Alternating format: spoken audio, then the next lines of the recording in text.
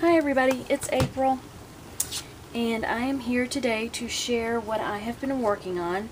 It's not a card, it's a little mini album that is made out of envelopes. And that's Gracie, she's barking. So I'll go through the album and then I'll show you what I used to make it. And if you go to www.paperphenomenon.com or do a search on YouTube for Kathy Orta, she is the one who gives the demonstrations on how to do this, and there are, I think, 4 videos on YouTube that show you what to do. And this is just a little mini album that has a duct tape binding. I'm not real sure how I like the duct tape binding, but there's a product that she suggested that you could use to kind of get rid of some of the shine of the duct tape. But it's a very interactive little album. So here you have a place you can put a picture if you want. I kind of like that paper, so I'll probably just leave that alone. You can put a picture here, and then you pull out this card, and here are some journaling cards. You create little pockets. Some more journaling cards. You could put a little picture there. You open it up, and there's another place for you to put large pictures. You don't have to just use the small pictures. And here's another mat. And you just slide that right back in there. Here's another place you can put pictures. You could put maybe even a 5x7 right there. Here's another journaling card, little pocket, and then here's another card that could have a 4x6 picture, and I put these little paper clips that I put ribbon on just to add some fun. And then you pull out this card here, and you can put, again, 4x6 pictures.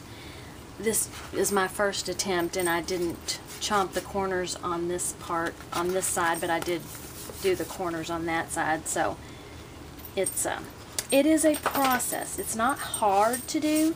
It just takes some time. But the end product, I think, is worth it because it's just so interactive, so pretty.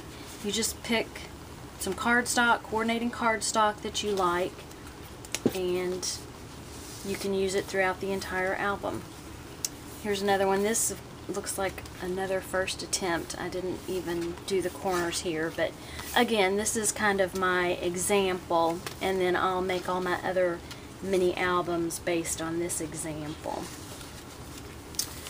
Here's some more cardstock, another pull-out, put more pictures. Here's another place to put pictures. I mean, it's just really a really pretty interactive album. More journaling cards with the little decorative paper clips. Pull more out. You could put another mat on the other side. Here's another pull out. And essentially it is 3 envelopes and 3 cards, and then you do 3 sections, so there are going to be 3 sections that are alike, and you put them all together. So if you think you've seen these pockets before, you have. It's on the very front of the album, and then it just repeats. Now this is, here I added a journaling card as well as the card where you can put a picture. This is one of the cards, and this is something different, where you put 2 pockets on the card, and then you have the other 3 areas for matting. So it was really a lot of fun to do. It doesn't take a lot of time, but it does. Especially once you get going, it's not hard. It's not hard at all. It's just, it looks like, or your finished product is indicative of what you put into it. So if you put a lot of work into it, then your end product is going to look like you put a lot of work into it. But it's also something that you could do fairly quickly. You don't have to chomp all the corners, and you don't have to do all the journaling cards. You know, it's what you make it. You don't have to add the paper clips. You don't have to add the ribbon. And then I did add ribbon here so that I can close it. It'll probably get pretty thick because of all the areas that I have to put pictures. So this all comes from some black 12 by 12 cardstock, 3 cards, 3 of the larger size cards. You can get them at Michael's, and the cards come with the coordinating envelopes. So 3 envelopes, 3 cards, black cardstock. Kathy also has these little journaling cards that you can buy and then print off over and over and over again. You can print them off on different color cardstock. You could ink them up, do whatever you want with them. You'll need score tape. You'll need duct tape in order to do the binding. And then this happens to be the coordinating cardstock that I used, but just, you know, a paper pad. I'm not real sure how much of it I used. I may have used half of it. I did not use all 48 sheets. I think I started out with 12, but then had to pull some more. So it doesn't, you know, you could do several books with this. And then I had this corner punch that I used in order to make my corner punches. And I think that's, you know, ribbon. You will need ribbon. And if you want to ink the edges, you'll need your distress ink, of course, scissors.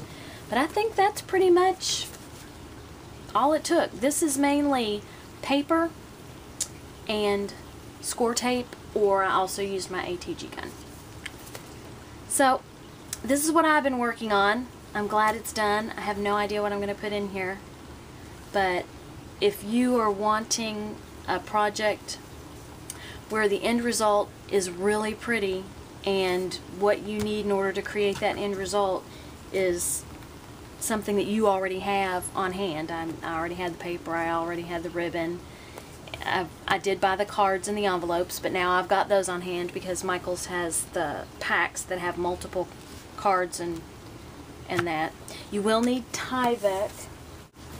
Here's the Tyvek that I bought. It's the DuPont Tyvek. And one of these envelopes will make multiple photo books. It's just used, you probably can't see real well, but it's used underneath here, and it's just a real sturdy binding for your photo album so that it can handle being opened and viewed multiple times. So Kathy Orta on YouTube, paperphenomenon.com. I highly recommend it if this is something that you think that you would enjoy doing. It's a lot of fun. Have a great day.